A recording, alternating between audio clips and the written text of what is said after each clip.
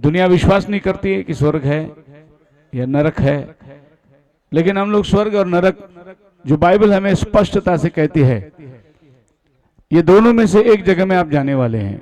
या तो आप स्वर्ग जाएंगे, अगर स्वर्ग नहीं गया तो आप नरक जाएंगे। इसके बीच में कोई जगह है नहीं जहां आप रुक सकते हैं, या आप बोल सकते हैं कि मैं यहां नहीं जाऊंगा, मैं यहां नहीं जाऊंगा, मैं यहां जाऊंगा। ऐसा तीसरा कोई जगह है नहीं। आपको या तो स्वर्ग में जाना है या तो फिर नरक में जाना है। तो स्वर्ग क्या है और नरक क्या है, और बाइबल स्वर्ग और नरक की बातें कैसी अपने वचनों के द्वारा, और हम देखेंगे बाइबल में कि जो लोग नरक में गए हैं या स्वर्ग में जाने वाले हैं, उनकी परिस्थिति कैसी है। और ये हमारा मंजिल है, हम लोग चले जा रहे हैं, कोई स्थायी नहीं है। एक न एक दिन हमें दुनिया को छोड़ के चले जाना है, कोई पहले कोई बाद। और ये हजारों साल से जो है लोग ये संसार में आए चले गए, आए चले गए, पर जाने वाले जाते कहाँ, इसका पता अभी तक किसी को मालूम ही नहीं है। पर जाते तो सही है, क्योंकि हमारे से पहले जो गए वो कहाँ गए, उनका ठिकाना क्या होगा, ये तो बाइबल पढ़ने वाले सौभाग्य है कि प्रभु ने उनको दर्शाया। लेकिन जो लोग अन्य जाति हैं, उनको पता नहीं अभी तक कि आदमी जाता कहाँ है, उनका ठिकाना नहीं मालूम है। इसीलिए बहुत सारी बातें काल्पनिक चलती है कि मरने के बाद क्या बनेंगे, चींटी बनेगा, घोड़ा बनेगा, हाथी बनेगा, काल्पनिक चलती है। लेकिन बाइबल हमें क्या दर्शाता है, आप इंसान हैं, आपकी आत्मा कोई जानवर में नहीं जाने वाली है। आप जो कुछ धरती में शरीर में बोए हैं वो आप आत्मा में काटेंगे। तो शरीर के अंदर आपका जो भी चाल चलन है वो निश्चय आप आत्मा के अंदर भुगतने वाले हैं। यही बाइबल हमें दर्शाता है। एक समय ऐसा था जब भी परमेश्वर ने इजराइल को छोड़ दिया, उस समय शाऊल इजराइल का राजा था, और जो नबी था शमूएल, तो इजराइल का शमूएल भी पहला नबी है और शाऊल इजराइल का पहला राजा है। पर अब प्रभु ने इनको दे दिया कि राजाओं के हाथों में देश चलाया जाए। पहले ऐसा नहीं था, पहले नबी जो बोलता था वही देश चलती थी। पर लोगों ने राजाओं को मांग कर लिया, क्योंकि आसपास के देश में बड़े बड़े राजा लोग थे, महल थी, उनके पास घोड़े थे, सैनिक थे। तो इजरायली लोग एक भटकी जाति दिखाई देती थी और इनके पास खाली एक नबी था। सो इन्होंने मांग करी कि हमें भी एक राजा चाहिए, और बहुत ज्यादा जिद करने के बाद शमूएल नबी जाके प्रभु से रोता है, प्रभु ये लोग राजा मांग रहे हैं। तो प्रभु ने कहा कि उन्होंने तुझे नहीं टुकराया, उन्होंने मुझे टुकराया है, इसके लिए उनके दिल के हिसाब से तो उनको राजा चुन के दे दे। अब लोगों ने जब राजा चुना तो शाऊल को चुन लिया। इसके बाद जो राजा इजराइल का बनता है वो डेविड बनता है, लेकिन डेविड को प्रभु ने चुन के दिया, लेकिन शाऊल को जो है लोगों ने चुन लिया। और शाऊल जो है बड़ा ऊंचा आदमी था, लंबा तगड़ा आदमी था। इजराइल में कोई शाऊल के कंधे के ऊपर नहीं था, सब शाऊल के कंधे के नीचे थे, इतना लंबा चौड़ा आदमी था वो। लोग सुनेंगे तो ऐसे ही सुनेंगे ना कि भाई राजा ऐसा हो तो ऐसा हो, हमारा राजा उससे भी बड़ा हो, उससे भी दिखने में तगड़ा हो, यही तो लोग चुनेंगे। हमारे आत्मिकता के अंदर भी हम लोग ऐसे ही चुनते हैं, हमारा चर्च उससे बड़ा हो, हमारा लोग उससे बड़े हो, हमारे सब कुछ उससे बड़े हो। अगर हम घरगुती में जो चीज़ खरीदते हैं तो हम यही खरीदते, पड़ोसी से हमारा टीवी थोड़ा लंबा हो जाए, उसके बाद गाड़ी है तो हमारे पास उससे बड़ी गाड़ी होनी चाहिए। ये आदमी का सोच है, और ये सोच के हिसाब से इजराइलों ने भी बेंजामिन का गोत्र का एक आदमी को चुन लिया राजा करके। अब शाऊल राजा बन गया, प्रभु उसके साथ था जब तक प्रभु के रास्ते पे चले। लेकिन प्रभु ने उनका अंजाम भी बता दिया, देखो आज तक तुमको किसी बात की कमी हुई, प्रभु बात करता है, बिल्कुल एक दोस्त की तरह बात करता है प्रभु। उनसे बात कर कि क्या तुम्हें कोई कमी हुई, क्या तुम कभी युद्ध में हारे, तुम्हें किसी वस्तु की जरूरत पड़ी, क्या कोई राष्ट्र तुम्हें दबा रहा है, मैं तुम्हारा राजा हूं। लेकिन लोगों ने क्या किया, प्रभु आपने हमको इंसान राजा चाहिए। फिर प्रभु ने उनको यह भी बताया कि जब तुम राजा चुन लोगे तो राजा का घर चलना है, तो राजा का घर चलने के लिए क्या करेगा वो? तुम्हारे बेटे बेटियों को वो अपना घर में गुलाम बनाएगा। उसके घर में रोटी पकाने के लिए तुम्हारे बेटियों को ले जाएगा। लड़ाई में लड़ने के लिए तुम्हारे जवान बेटों को ले जाएगा। फिर उसकी सैनिक के खर्चे, उनके घोड़े के खर्चे निकालने के लिए तुम्हारे खेत में से जो उपज आएगा उसके ऊपर टैक्स लगाएगा वो। फिर तुमको कर देना पड़ेगा। राजा के पास में जो भी राजा मांगेगा उसका डिमांड पूरा करना पड़ेगा। लेकिन परमेश्वर कहते हैं कि मैंने कुछ मांगा कभी तुमसे? फिर भी तुम मुझे टुकरा रहे हो। और जब शाऊल राजा बन गया तो थोड़े दिन तो प्रभु के साथ चला ही चला, लेकिन एक युद्ध में परमेश्वर ने शाऊल के अंदर एक लालच को देखा। जिन बातों को परमेश्वर ने नाश करने के लिए कहा था, शाऊल ने उन बातों को लेकर आया। वहां से भेड़ बकरियां, अच्छे तगड़े चर्बी वाले, और अपने घर में उसने ला के रखा। शमूएल आता है, नबी तूने क्या किया? ये जानवर की आवाजें कहां से आ रही है? क्या परमेश्वर ने मना नहीं किया था इन्हें मत लाना? शाऊल कहता है, अरे वो तो मैंने प्रभु को बलिदान देने के लिए लाया। बात पलट दी, मैं तो खुदा को देने के लिए लाया। अब शमूएल शाऊल को एक बात कहता है कि क्या खुदावन बलिदान से प्रसन्न होता है? क्या हुक्म मानने से प्रसन्न होता है? प्रभु बलिदान नहीं चाहता, प्रभु हुक्म मानना चाहता है। तुम प्रभु को लाखों रुपया दे दो, प्रभु खुश नहीं होगा। प्रभु खुश तब होगा जब तुम उसके वचनों को मानोगे। हुक्म मानना जो है ये प्रभु के लिए प्राधान्य है। हम क्या खुदा को दे सकते हैं? जो कुछ हमारे पास है सब खुदा ने दिया है। क्या हम कुछ कह सकते हैं कि ये चीज मैंने किया, ये मेरा है? नहीं, जो कुछ है सब परमेश्वर ने हमें दिया है। उसमें से प्रभु अपना हिस्सा मांगता है, वो है दशमांश। तो सबसे पहले हमें यह भरोसा करना है कि जो भी हमारे पास है वो खुदा ने दिया है, और फिर खुदा का जो है वो हमें खुदा को देना है। ये खुदा ने कंडीशन रखा था। अब दशमांश देना भी खुदावन ने इसलिए नहीं रहा कि वो अपने या अपने मंदिर की सेवा के लिए, पर मंदिर की सेवा जो करने वाले हैं लेवी, उनके लिए प्रभु ने रखा था। मतलब दशमांश खुदा नहीं खाता था, दशमांश खुदा के बंदों को दिया जाता था। तो प्रभु ने नियम बनाया था उनको। 12 गोत्र थे, एक एक गोत्र ने अगर 10-10 हिस्सा निकाला तो वो भी एक गोत्र का पूरा हो जाता है। तो समझो एक गोत्र ने 1 गुनी चावल दे दी तो 12 गोत्र ने चावल दे दी तो 120 हो गया, 12 गुनी चावल मिल गई। अब ये 12 गुनी चावल में 10 जो है लेवी को जाता था और 2 जो है गरीब और अनाथ लोग हैं उनको दिया जाता था। तो प्रभु ने ऐसे नियम बना के रखा था ताकि मंदिर में किसी वस्तु की घटी ना हो। लेकिन शाऊल का मन में कुछ ऐसी बातें आई जिससे शाऊल ने परमेश्वर का वचन तोड़ा। सबसे पहले इससे कि हवा ने जाकर फल तोड़ के खाया। जब उसने अपने मन में विचार किया कि मैं खाऊंगा, तो वो फल तोड़ने के बराबर है। हर एक पाप जो है वो इधर शुरू होती है, बाद में जाके आदमी पाप करता है। लेकिन जब वो यहां सोचने लगता है तो पाप हो गया। जब आदमी सोचे कि भाई कल मैं जाने वाला हूं बंबई, वो दिमाग में पहला सोचता है, विचार करता है, उसके बाद वो क्रिया में आता है। उसी तरीके से आप कोई भी चीज करने के पहले सोचते हो आप, तो जब आप सोचते हो तो वो करने के बराबर है। वचन पहले ही टूट जाता है, बाद में आप जाकर क्रिया में करते हैं। जब आपने वचन का उल्लंघन किया, आपने वचन को तोड़ दिया। सो परमेश्वर ये नहीं देखते कि आप बाद में जाके क्या कर रहे हैं, आपने पहला वचन को तोड़ दिया, नियम को तोड़ दिया, वहीं पर आपका हिसाब किताब हो जाता है। बकरी और भेड़ ये चर्बी वाले ला के बांध रखने के पहले जब शाऊल ने ये सोचा और सिपाहियों को बोला कि देखो ये जानवरों को मत मारो, इसको जिंदा लेके जाएंगे, तो उसने पाप कर दिया। अभी नबी आके बताने की जरूरत नहीं है।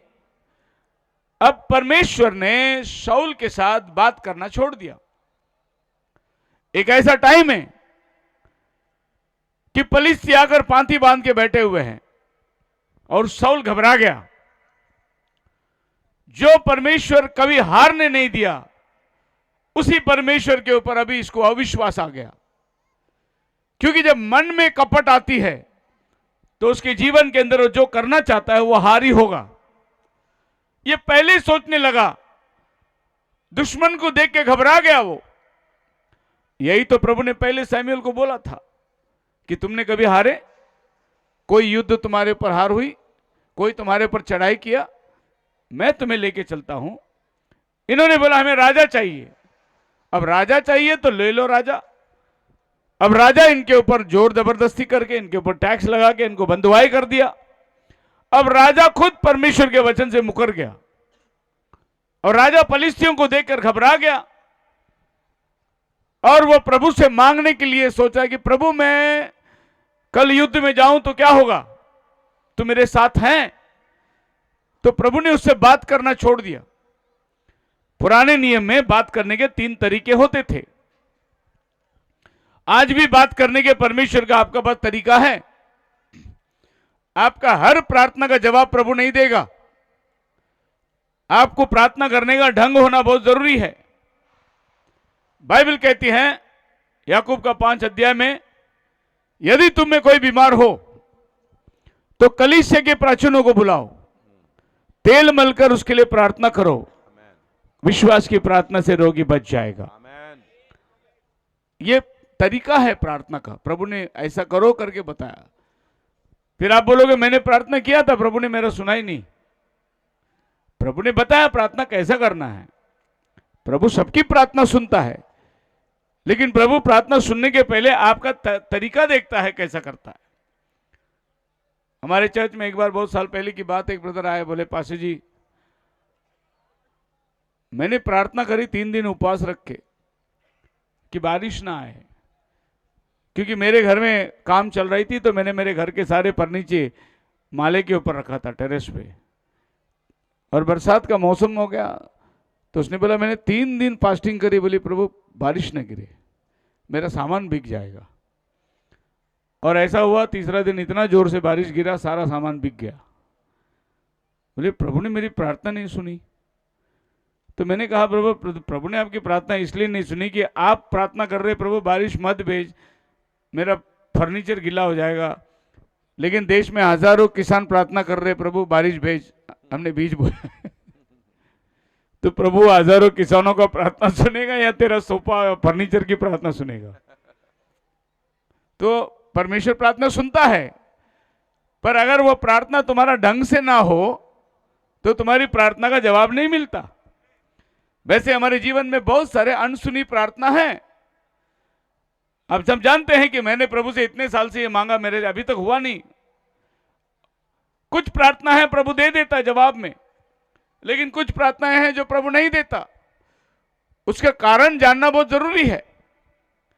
तो शाऊल उठकर चला गया एक भावी कहने वाले के पास, क्योंकि प्रभु को जवाब देने का 3 तरीका है, तीनों भी बंद हो गया।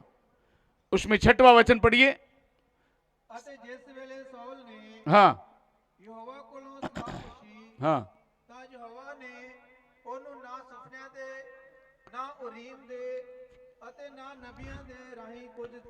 सो प्रभु का जवाब देने का 3 तरीका है। वो नबियों के द्वारा बात करता है, स्वप्न के द्वारा बात करता है, और उरीम और थमीम के द्वारा बात करता है। यही 3 तरीका है आपको प्रभु के पास से जवाब पाना। अगर आप इन तरीकों को इस्तेमाल नहीं करोगे तो प्रभु आपसे बात नहीं करेगा। सो पहला है स्वप्न। प्रभु स्वप्न देगा, दर्शन की बात देगी, और स्वप्न दर्शन आपको वचन से मेल करके देखना है कि प्रभु ने ये बात करी, क्योंकि स्वप्न शैतान भी देता है। स्वप्न तुम्हारे अपने ख्यालों से भी आती है। तो जो स्वप्न प्रभु देता है वो स्वप्नों का अर्थ आपको वचन में मिलेगा। आपको वचन से टैली करके देखना है। नहीं तो आपने बोला मेरे को स्वप्न दे दिया प्रभु ने, बहुत सारी गड़बड़ी हो जाती है अगर वो स्वप्न प्रभु ने नहीं दिया। हमारे यहाँ जवान पास्टर थे, प्रभु ने उसको स्वप्न दिया, बोला कि मेरे को फलाने फलाने लड़की से शादी करने के लिए प्रभु ने बोला। शादी हो गई क्योंकि प्रभु ने स्वप्न दिया, और थोड़े दिन के बाद डाइवोर्स हो गया।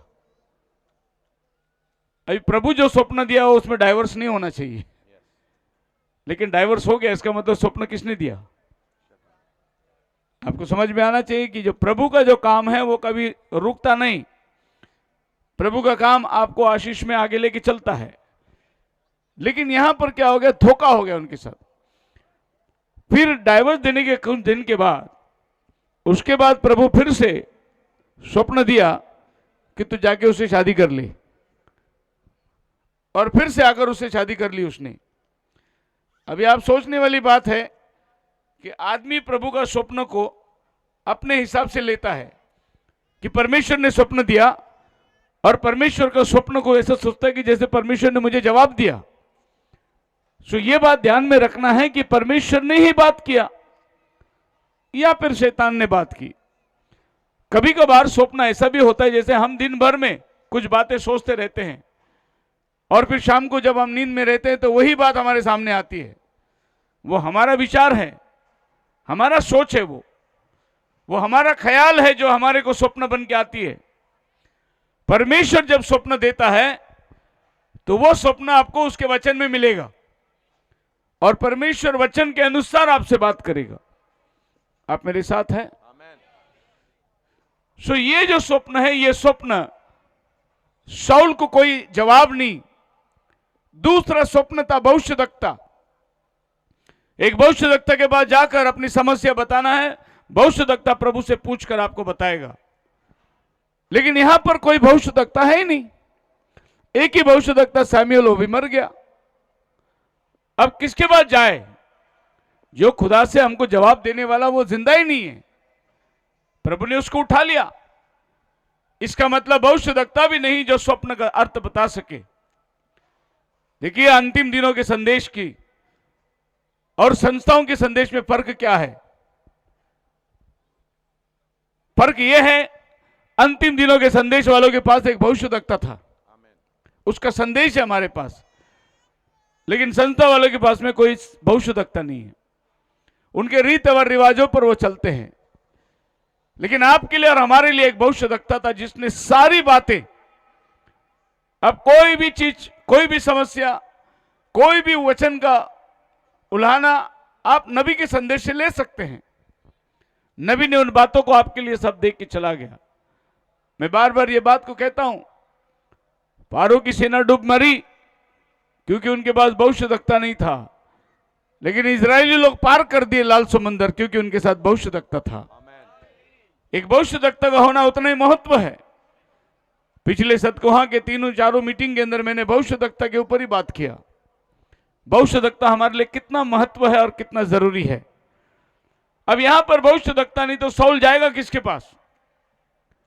एक ही भविष्यद्वक्ता, वो भी चला गया। अब इजराइल के प्रति ये बात को ध्यान रखना, खुदावन हर समय में एक ही भविष्यद्वक्ता को रखता था।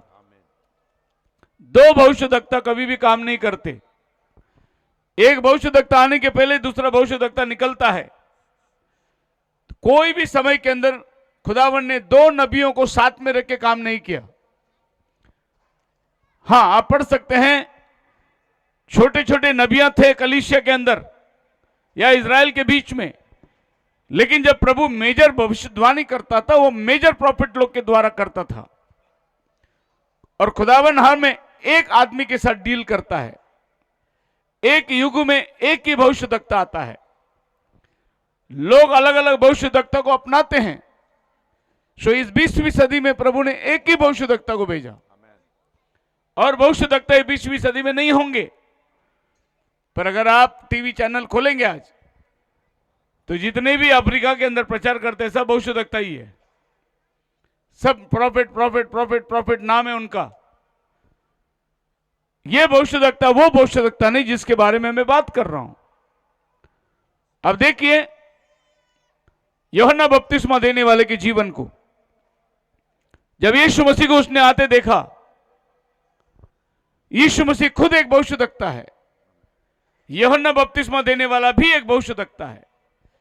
लेकिन जैसे उसने यीशु को अपने पास आते देखा, बोला ये परमेश्वर का मेमना है, जगत का पाप उठा ले जाने वाला।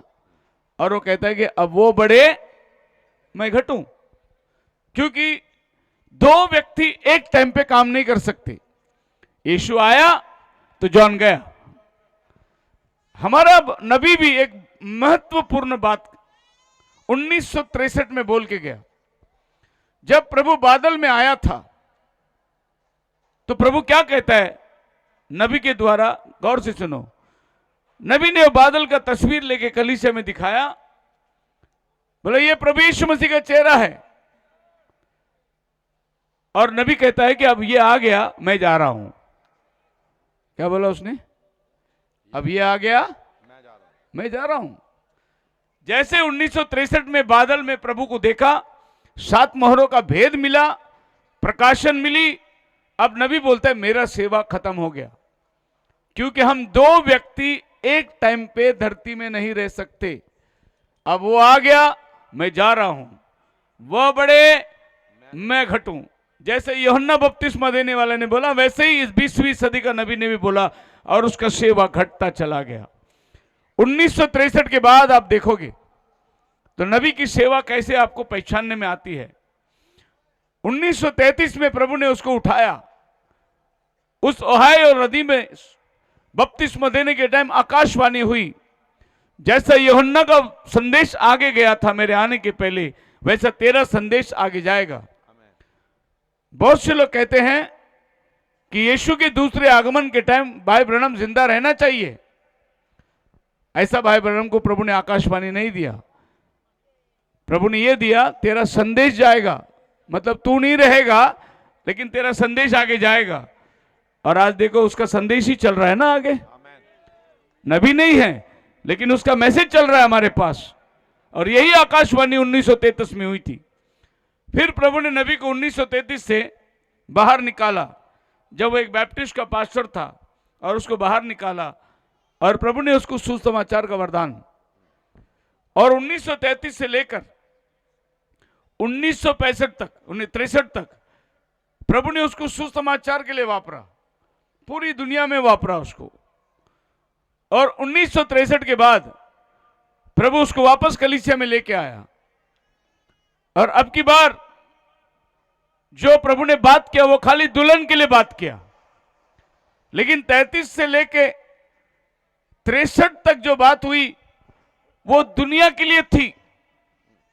लेकिन अब जब प्रभु बादल पर आ गया, उसके बाद का संदेश आप भाई ब्रनम का सुनो। उसका संदेश का खाली टाइटल देखेंगे तो आपको समझ में आएगा, लुकिंग अवे टू जीसस, यीशु की ओर देखना। समंदर पर गवाही, यीशु की ओर देखना।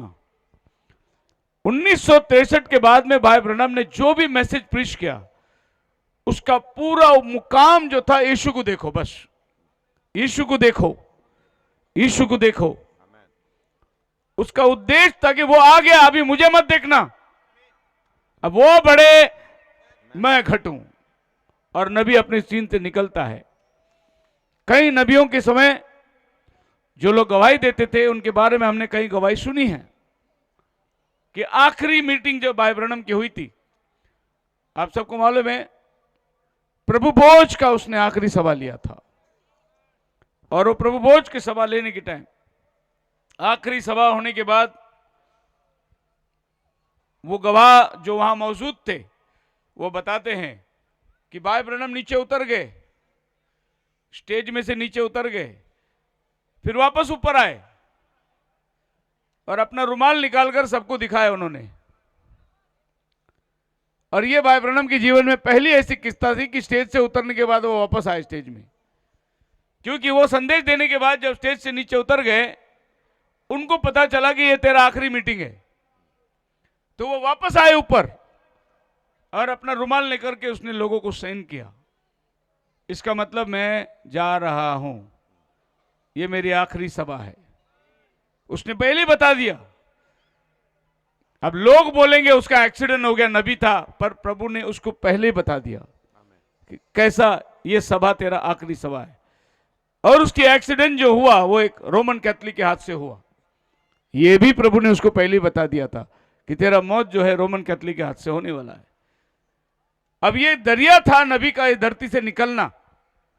जैसा यूहन्ना बपतिस्मा देने वाले के पास एक जरिया था धरती से निकलना। एक नाचने वाली ने राजा को बोला मुझे यूहन्ना का सर चाहिए, एक वेश्या ने मांगा और यूहन्ना का सर कटवा के लाया गया हेरोद के जन्मदिन पर। यह सर कटवाना जो था एक जरिया था, पर खुदा ने अपने नबी को अपने पास ले लिया। उसी तरीके से नबी को भी अपने पास से ले लिया। उसके बाद कोई नबी होगा नहीं, लेकिन नबी का संदेश आगे चलेगी जो आज तक चल रही है। आपको और हमको मार्गदर्शन वही संदेश कर रहा है। किसी नबी का संदेश इतना रिकॉर्डिंग हुआ नहीं, किसी नबी का संदेश इतनी भाषांतर हुआ नहीं। वैसे लोग बहुत बड़े बड़े लोग थे, बिली ग्रैहम, ओरल रॉबर्ट्स, ऐसे महान महान लोग उस समय में सेवा करते थे। उनका संदेश ऐसा नहीं गया जैसा नबी का संदेश गया। लगभग इस भारत के अंदर हर भाषा में नबी का संदेश अभी ट्रांसलेट हो रहा है। ऐसा कोई खुदा का बंदे का संदेश नहीं हुआ। 1933 से लेकर उसकी पूरी रिकॉर्ड है कि उसने कितना संदेश प्रचार किया। 1100 साढ़े 1100 संदेश हमारे पास में है जो बिल्कुल रिकॉर्ड और किताबों के समझ छप के निकली है। इतना किसी के साथ नहीं हुआ। तो आपने ये समझना है कि भविष्यवक्ता कितना महत्व है। और ये वो टाइम था जब इजराइल में भविष्यवक्ता ही नहीं है। अब इजराइल जाएगी किसके पास? एक और जरिया प्रभु ने दिया था, वो था उरीम और तमीम। अब ये उरीम और तमीम क्या करता है? पढ़िए गिनती की किताब, उसका 27 अध्याय, उसके 21 वचन, नंबर्स चैप्टर 27 वर्स 21।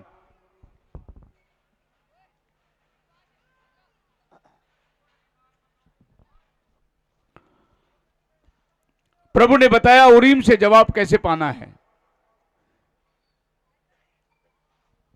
गणना गिनती 27 अध्याय 21 वचन पढ़िए जिसको भी मिला। ਅਤੇ ਉਹ ਅਲੇਜ਼ਾਰ ਜਾਜਕ ਦੇ ਅੱਗੇ ਖੜਾ ਹੋਵੇ ਅਤੇ ਉਹ ਯਹੋਵਾ ਦੇ ਅੱਗੇ ਉਰੀਮ ਦਾ ਫੈਸਲਾ ਉਹਦੇ ਵਿਖੇ ਪੁੱਛੇ। ਉਸ ਦੇ ਹੁਕਮ ਉੱਤੇ ਉਹ ਨਾਲੇ ਸਾਰੇ ਇਸਰਾਏਲੀ ਅਰਥਾਤ ਸਾਰੀ ਮੰਡਲੀ ਬਾਹਰ ਜਾਵੇ ਅਤੇ ਉਸ ਦੇ हुक्म उत्ते अंदर आवे। एक याजक होता था जो अपने छाती में ये पटुका पहनता। इसमें 12 पत्थर गड़े हुए हैं और ये 12 पत्थर के पटुके पहनकर वो प्रभु के सम्मुख में खड़ा होता और जो प्रजा की सवाल है वो प्रभु से पूछता। और अगर प्रभु ने हाँ बोलना है तो इस पत्थर में से लाइट चमकेगी। जब लाइट चमकी तो प्रभु मंजूर है, अगर लाइट नहीं चमकी तो प्रभु मंजूर नहीं है। तो शाऊल ने याजक के पास भी गया, भविष्यवक्ता गया, लेकिन याजक लोग हैं। तो याजक लोग ने भी पटुके पहन के खड़े रहिए, प्रभु से मांगे कि कल युद्ध में जाना है। शाऊल को प्रभु ने कोई चमक नहीं, कोई लाइट नहीं। शाऊल बड़ा नाराज हो गया कि प्रभु मेरे से बात करना ही छोड़ दिया। लोगों को मालूम नहीं पड़ता कि प्रभु उनको कब छोड़ता है, क्योंकि प्रभु उनके साथ में कुछ दिन काम किया था, इसीलिए उनको लगता है कि प्रभु हमारे साथ हैं। लेकिन प्रभु जब भी छोड़ के चला गया तो उस व्यक्ति को एहसास नहीं होता कि प्रभु मेरे साथ नहीं है। जैसे सिमसोन, जब प्रभु उसके साथ था तो बड़ा बड़ा काम किया उसने। एक दिन डिलाइला के गोद में वो सो गया और उसके बाल मुंडा दिए गए। और जब पलिश्ती आए तो डिलाइला ने कहा, सिमसोन पलिश्ती तेरे हाथ में है। इसके पहले 2 मरतबा उसने उनको मार भगा दिया था। अब तीसरी बार भी वो उठा, वो सोचा कि प्रभु अभी भी मेरे साथ है, और वो वही काम करने गया जो काम उसने पहली 2 बार किया था। लेकिन पता चला उसकी ताकत निकल गई उसके पास से, पर उसको खुद को मालूम नहीं था आत्मा कब निकल गई। आप मेरे साथ है? आमीन। ऐसे याद रखना, आत्मा कब तुम्हें छोड़ के जाएगी तुम्हें पता नहीं चलेगा। और हम सोचेंगे प्रभु मेरे साथ ही है, प्रभु मेरे साथ ही है, लेकिन प्रभु आपको छोड़ के निकल गया है। क्योंकि प्रभु आपके साथ में पहला था, इसीलिए आपका सोच ऐसा रहेगा कि अभी भी प्रभु मेरे साथ है। लेकिन प्रभु कब छोड़ के जाता है? जब तुम वचन को तोड़ते हो, प्रभु आपको छोड़ के निकल जाता है और हमें एहसास नहीं होता। अभी समझो, मान लो एक कबूतर के आपने पैर में डोरी बांधी और उसको आपने साल भर उसको ऐसे बांध के पाला।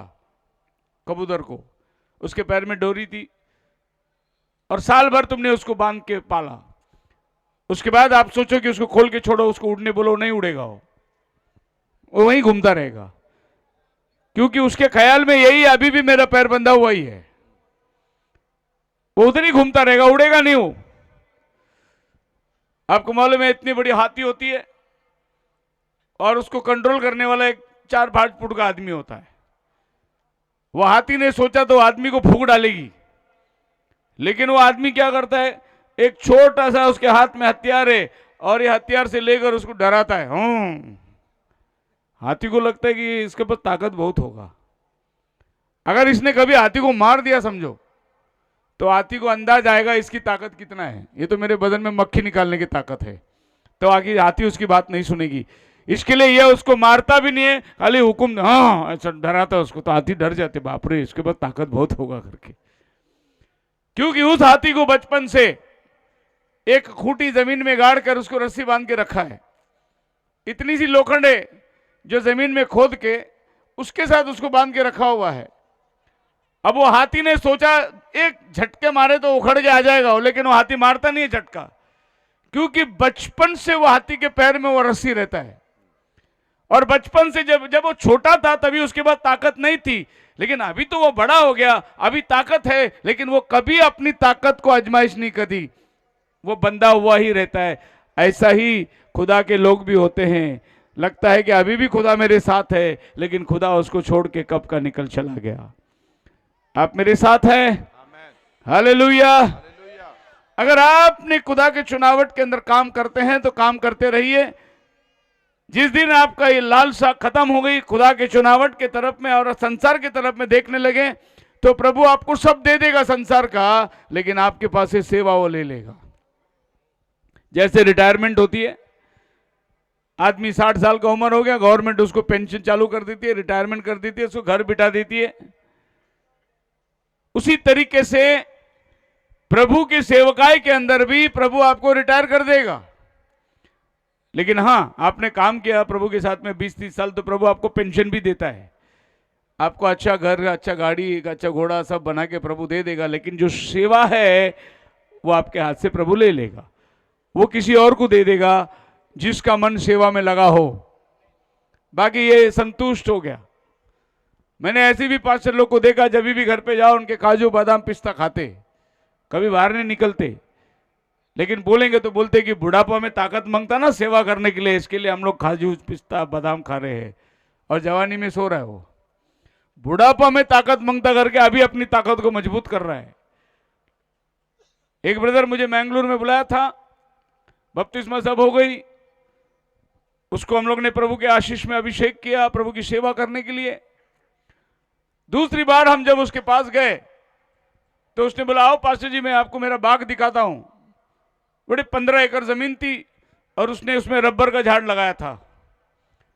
साउथ में रबर की झाड़ मिलती है जो अपने टायर, गाड़ी के टायर वेयर बनती है, ये सब झाड़ से आया हुआ गोंद है। उसने 15 एकड़ में झाड़ लगाया था। और वो जब हम लोग को जा रहे थे तो झाड़ बिल्कुल छोटा था, सब पौधे लगाए, मेरे को बोल रहे पास्टर जी देखो ये झाड़ जो है बड़ा होगा और ये रबर देगा, और ये 15 एकड़ झाड़ जो रबर देना शुरू करेगा तो कम से कम मुझे दिन में बैठे बैठे घर के अंदर डेली का 2000 रुपये इनकम है, डेली का 2000 रुपये इनकम मिलेगा। क्योंकि एक रात भर एक झाड़ के अंदर इतनी रबर मिलती है, ऐसे अगर 1000 झाड़ में जमा कर ले तो इतना रबर की कीमत इतनी होती है। तो मैंने कहा भाई ये रबर कभी देगा? बोला इसको 5 साल लगेंगे रबर देने। 5 साल जब वो झाड़ बड़ा होगा तभी रबर शुरू होगा। इसका मतलब ये क्या सोच के बैठा है, 5 साल के बाद मैं प्रभु की सेवा करूंगा।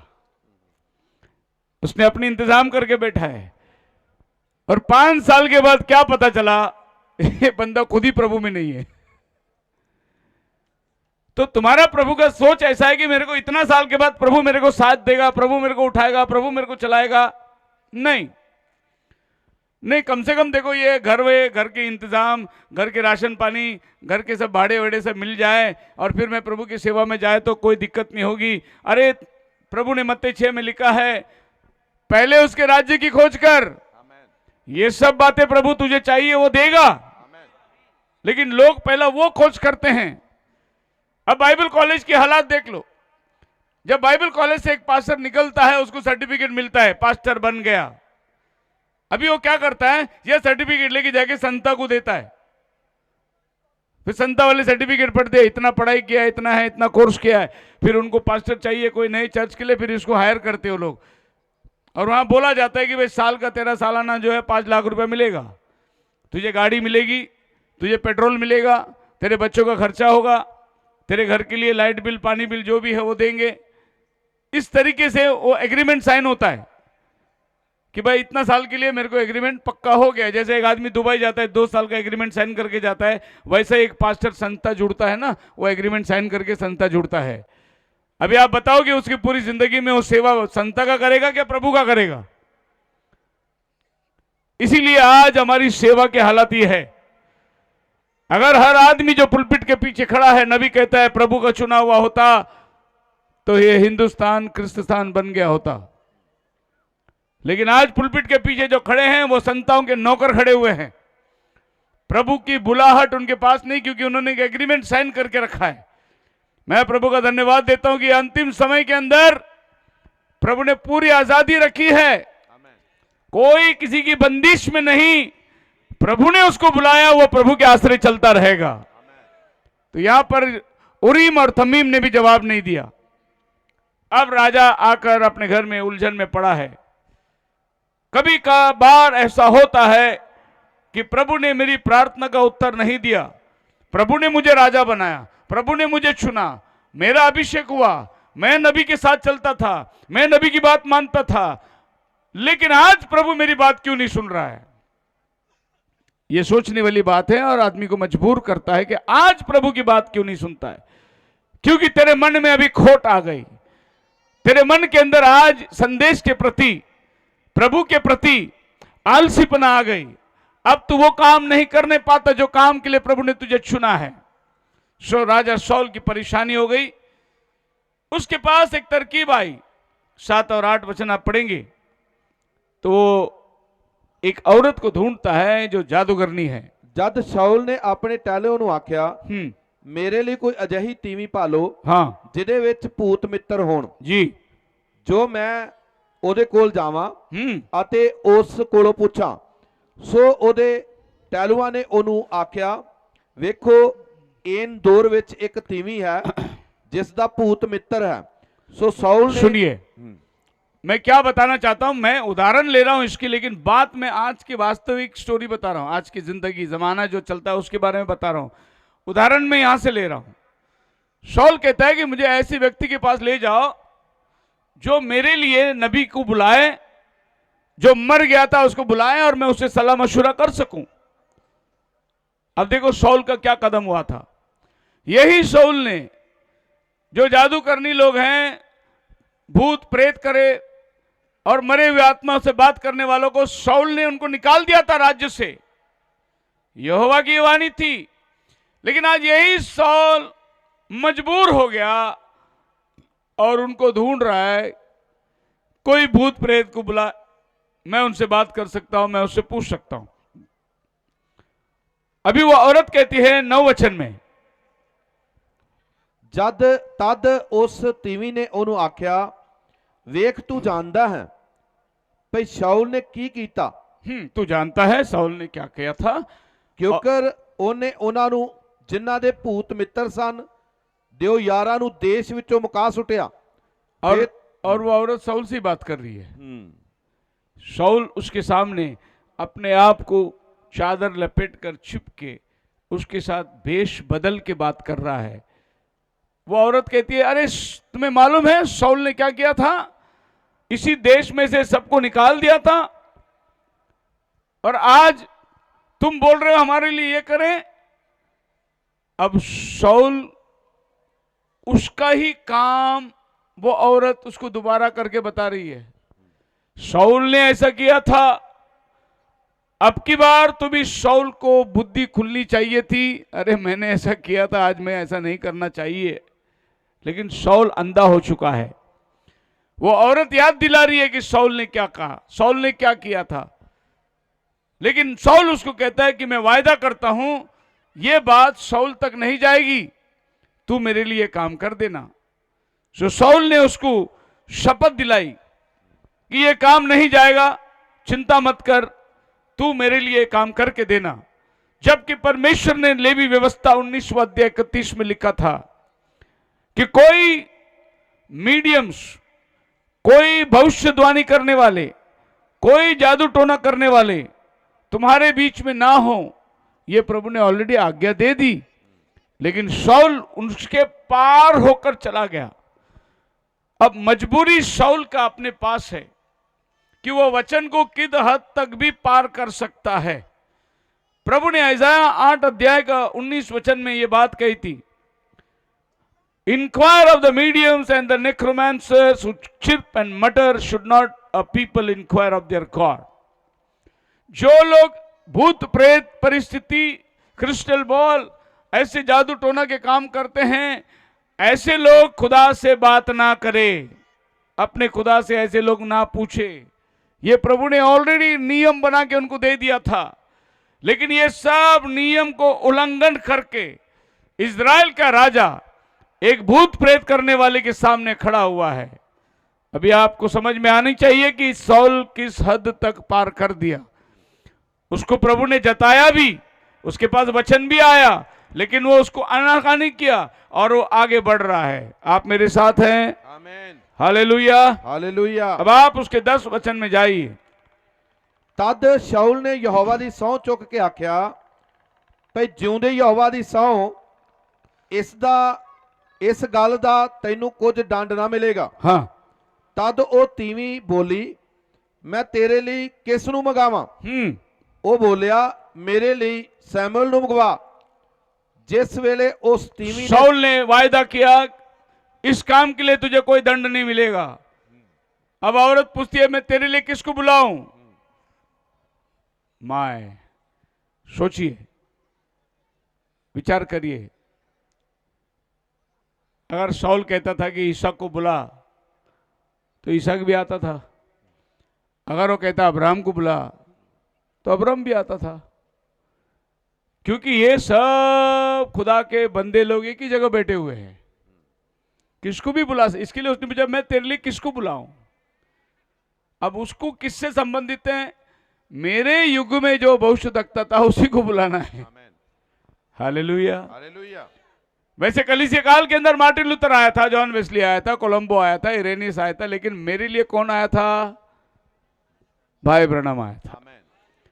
तो मेरा भविष्यवक्ता कौन है? भाई ब्रनम है। वो औरत पूछती है किसको बुलाऊं? वो बोलती है सैमुअल को बुला, क्योंकि इस युग का भविष्यवक्ता वही है। आमीन। इसके पहले भी बहुत भविष्यवक्ता लोग हुए हैं, और जिधर सैमुअल बैठा है उधर ही सब बैठे हुए हैं। आमीन। उधर ही अब्राहम भी है, उधर ही याकूब भी है, उधर ही इसहाक भी है। ये जितने पुराने नबी सभी उधर ही है। लेकिन ये डिमांड करता है सैमुअल को मेरे लिए बुला। बोलो हालेलुया। हालेलुया। तो अब याद रखिए कि कलीसिया काल में 7 तारे हैं उसके दाहिने हाथ में, लेकिन हमारा तारा जो है वो 7वां तारा है, आमीन, जो इस युग के लिए भेजा गया है। आमीन। बाकी के तारों को मालूम नहीं कि आगे की क्या बात होने वाली है। 7वां दूत प्रकाशित वाक्य 10:7 के मुताबिक सब भेद खोलने वाला है। सब भेद खोलने वाला है। क्यों सब भेद खोलने वाला है? क्योंकि पौलुस जो था पहला तारा, उसके बाद में और 6 तारे हैं। इसके लिए पौलुस सारी भेदों को नहीं खोल सकता। दूसरा तारा आया, उसके बाद और 5 तारे हैं, वो सब भेद को नहीं खोल सकता। तीसरा तारा आया, उसके बाद और 4 तारे हैं, वो उनकी भेद नहीं खोल सकता। वैसे ही 5वां आया, 6वां आया, 6वां भी सब बातों को नहीं खोल सकता, क्योंकि एक 7वां की सेवा भी है। लेकिन जब 7वां आया, उसके बाद कोई नहीं है, वो सब भेदों को खोल सकता है। इसीलिए बाइबल बोलता है कि उसने सारी भेदों को, जो प्रभु का गुप्त बातें, खोल के हमें दे दिया है। क्योंकि वो 7वें में आके खड़ा है, उसके बाद कोई है नहीं, उसके बाद कोई भेद की बात है नहीं। प्रकाशित वाक्य 10:7 में लिखा है, जितनी भेद की बातें हैं सब खुल जाएगी। और यहां जो जो हुई थी, अभी पॉल जो उस समय में हुआ था वो वहीं छोड़ दिया, इरेनियस जो उस समय में हुआ था वो वहीं छोड़ दिया, कोलंबस जो उस समय में हुआ था उसने वहीं छोड़ दिया, मार्टिन जो उस समय में हुआ था वहीं छोड़ दिया। लेकिन जब 7वां दूत आया तो इसने 6 को समेट के लिया सब कुछ हाथ में, क्योंकि इसके पहले इतनी बातें हुई थी, इसीलिए 7 कलीसिया काल का किताब नबी लिख सका, बाकी लोग नहीं लिख सके। पौल नहीं लिख सकता था क्योंकि उसका तो पहला कलीसिया था, 6 कलीसिया और बाकी हैं, वो 6 कलीसिया काल को वो कैसे लिख सकता। सो 7वां दूत जब आया उसने सारी इतिहास को समेट के लिया और आपके पास एक मोहर का किताब दे दिया, एक कलीसिया काल का किताब दे दिया। बोलो हालेलुया। तो हमारा समय का नबी शाऊल ने बोला शमूएल को बुला। अब वो भावी कहने वाली शमूएल को बुलाती है। सोचने में हमें मजबूर कर देगा कि एक जादूगरनी शमूएल को कैसे बुला सकती। और हमारे मसीही दुनिया में ये बात को विश्वास नहीं करते कि ये शमूएल की आत्मा है। सांप्रदायिक डिनोमिनेशन वाले इसको नहीं मानते, क्योंकि उनके सामने प्रश्न खड़ा है कि इजराइल का नबी जादूगरनी कैसी बुला सकती है।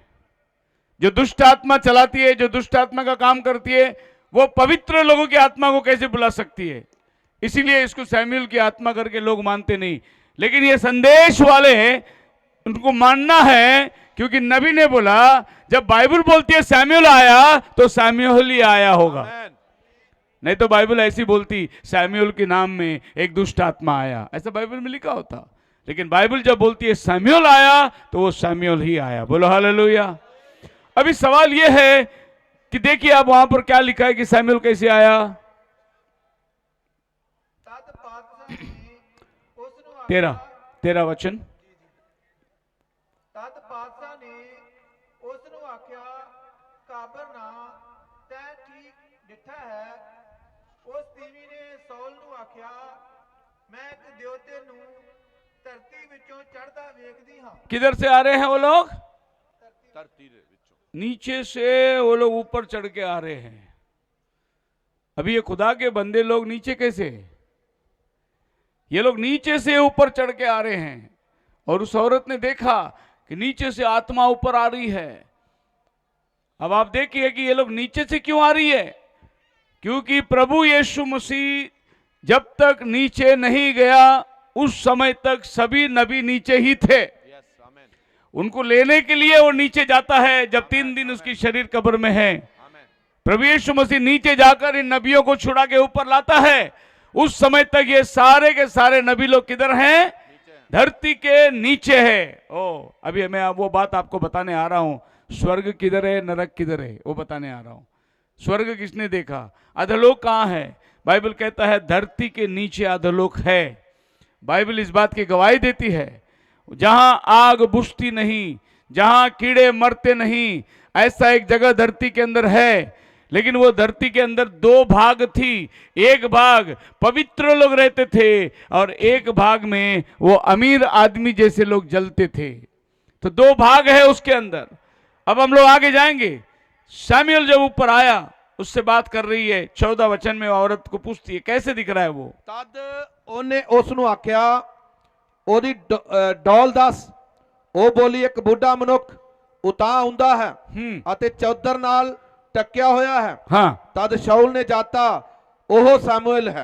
शाऊल जान गया वही शमूएल है। एक बुजुर्ग आदमी आ रहा है, चादर ओढ़ा हुआ आ रहा है, एक नबी का भेष है। इसीलिए शाऊल जान गया कि वो शमूएल ही है। आप मेरे साथ हैं?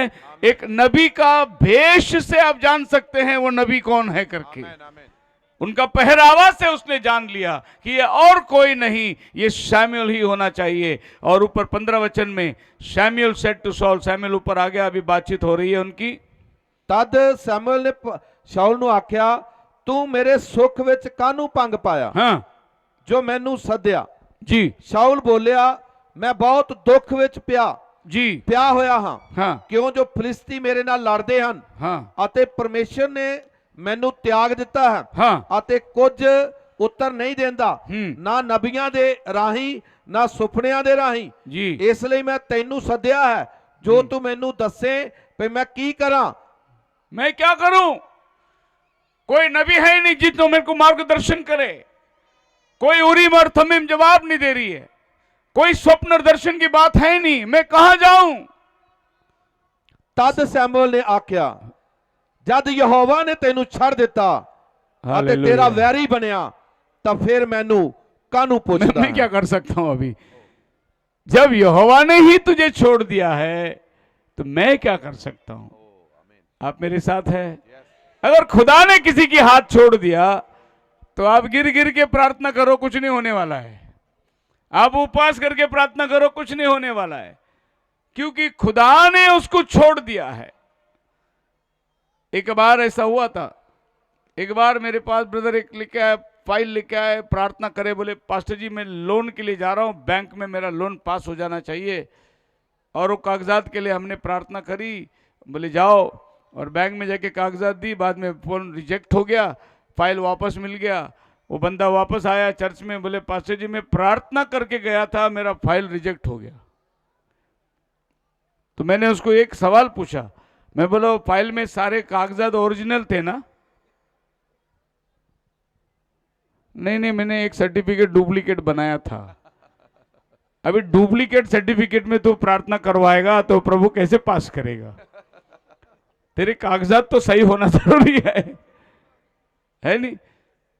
पास्टर जी मेरे बच्चे के लिए दुआ कर दो, पढ़ाई नहीं करता, एग्जाम आने वाला है। मेरे प्रार्थना से क्या होने वाला है?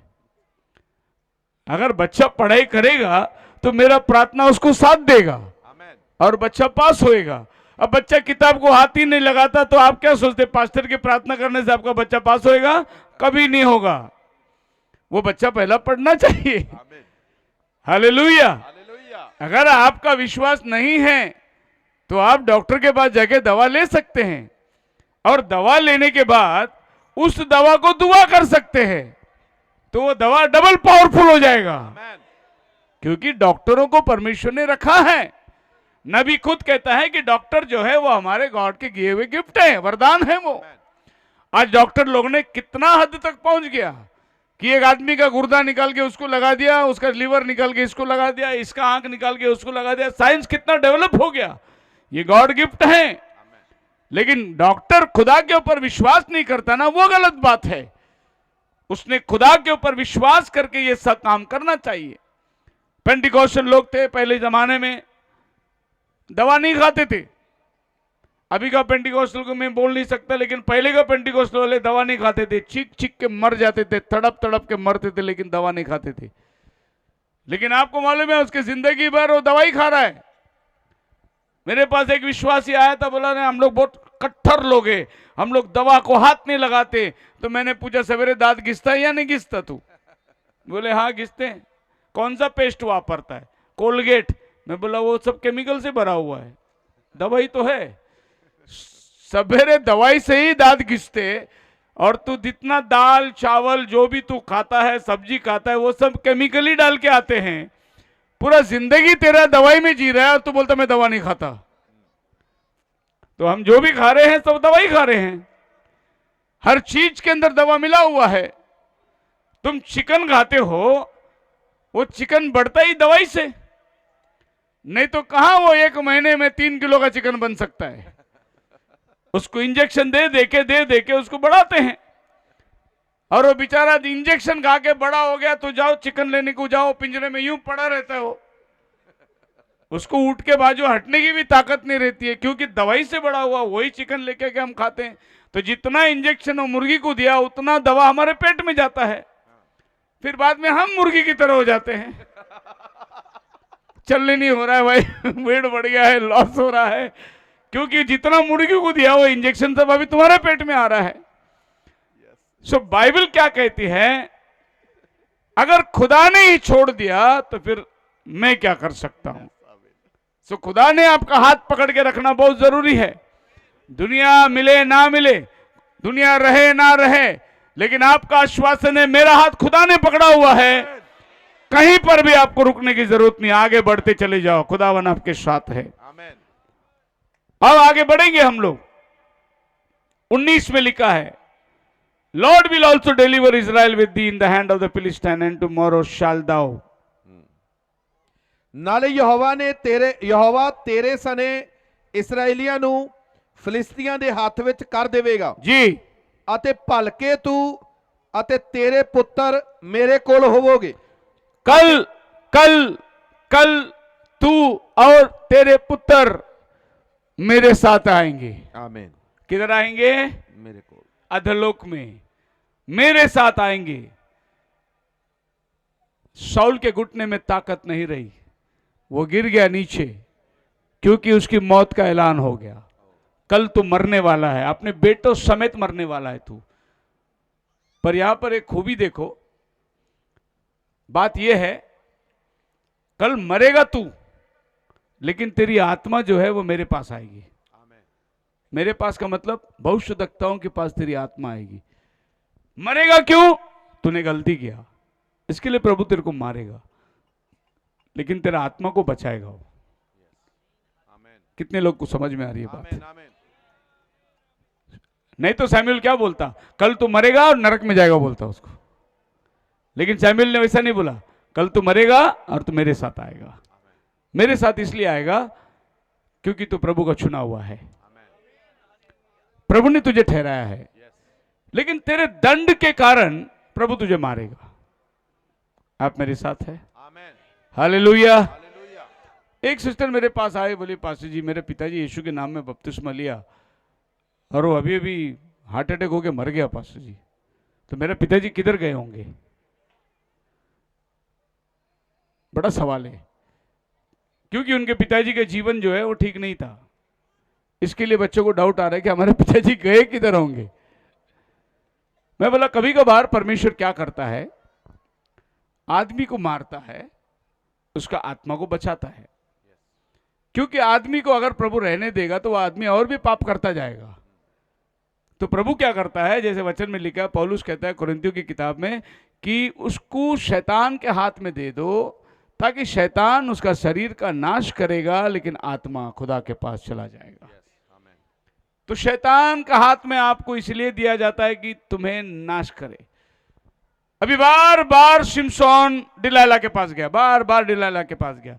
अभी परमेश्वर ने बोला अभी शिमशोन को रखने की जरूरत, तो शिमशोन को प्रभु ने फलिस्तियों के हाथ में दे दिया, बोला मारो इसको अभी तुम लोग। लेकिन उसका आत्मा को, जो नाजर पैदा हुआ मां के गर्भ से चुना हुआ, प्रभु उसको बचाएगा, क्योंकि प्रभु का वायदे का संतान है वो। 20 साल इजराइल को संभाला उसने, प्रभु उसको बचाएगा। लेकिन उसके शरीर को घात करने के लिए प्रभु ने उसको दे दिया। और यही कारण है कि हम लोग बीमारी से मरते हैं, एक्सीडेंट से मरते हैं, या और कोई कारण से मरते हैं। तो तुम्हारी आत्मा और शरीर, ये दो भाग इस तरीके से समझना है कि वो प्रभु के पास चला गया, मिट्टी मिट्टी में चली गई। अब परमेश्वर ने ऐसे वचनों में बहुत सी बार किया है। अब बाइबल जब कहती है कि वो सैमुएल की आत्मा और वो अधोलोक से आ रही है, तो अब ये जानना है कि अधोलोक नीचे है। अधोलोक किधर है? नीचे। स्वर्ग किधर है? ऊपर। लेकिन अभी तक कोई स्वर्ग में गया नहीं, सभी लोग नीचे ही जा रहे हैं।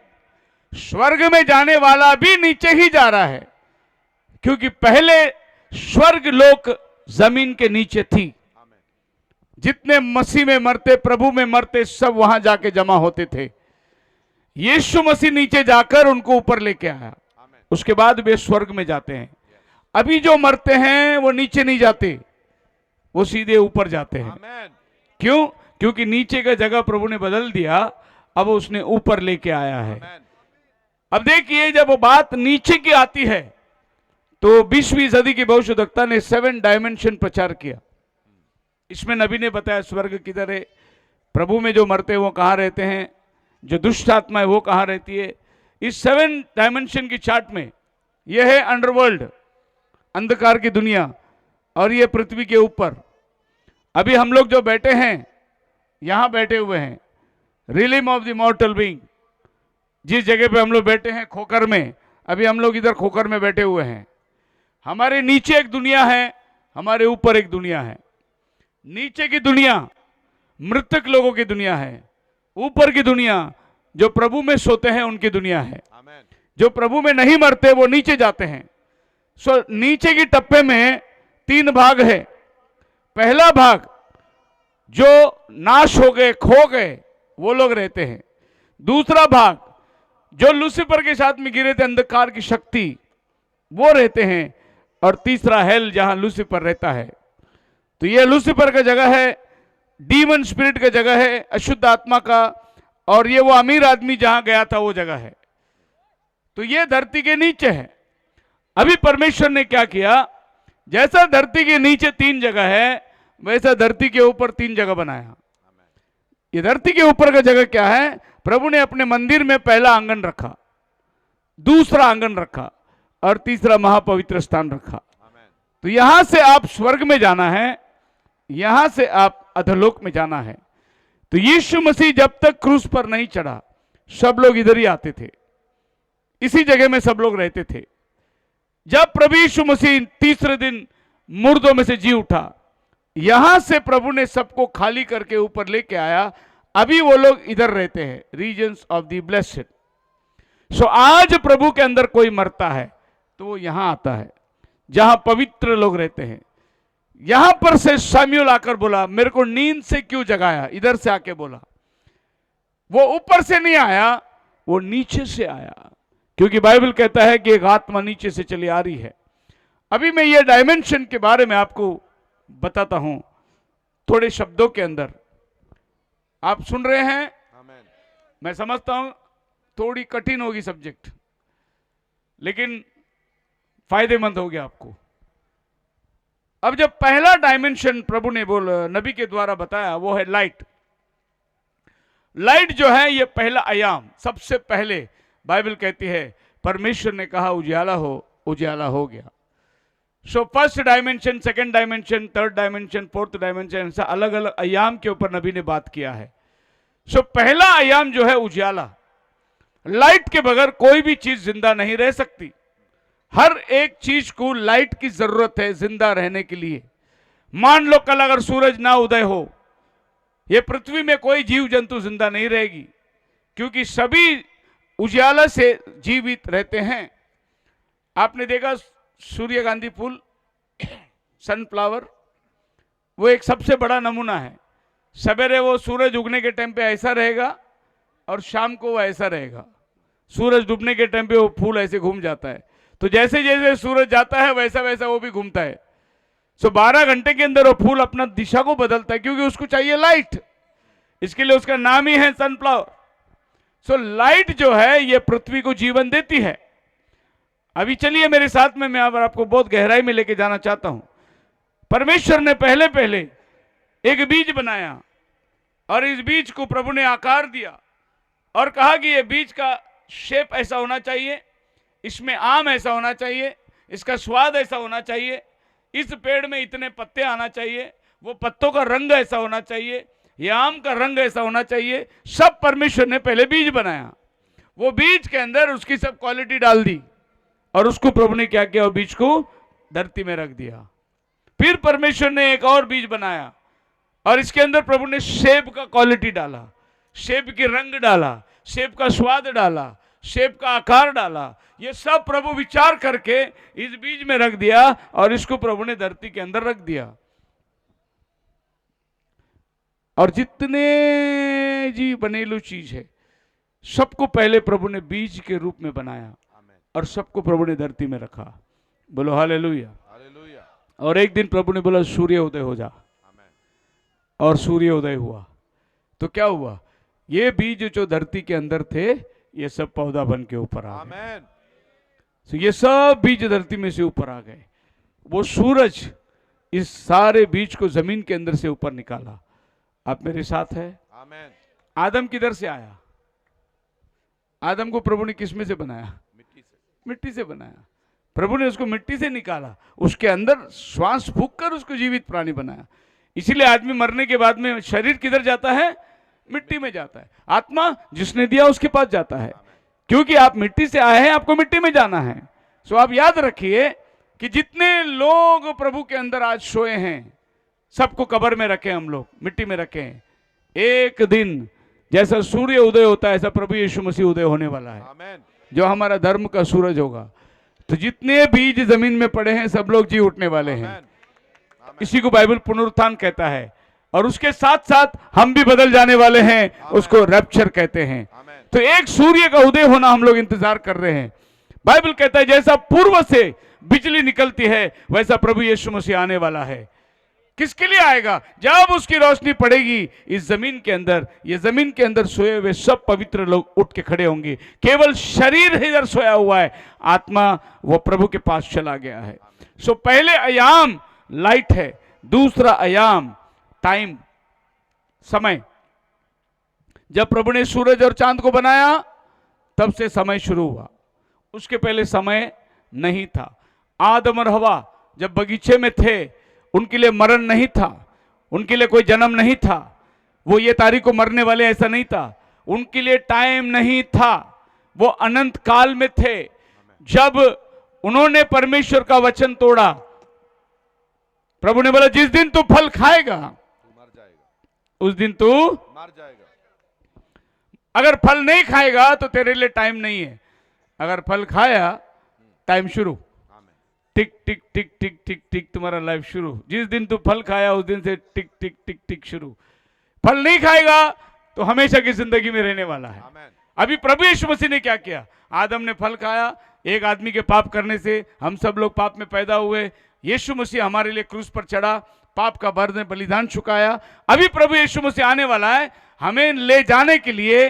अभी हम लोग टाइम के अंदर जी रहे हैं, लेकिन जब प्रभु आएगा हम टाइम के उस पार चले जाएंगे, आमेन।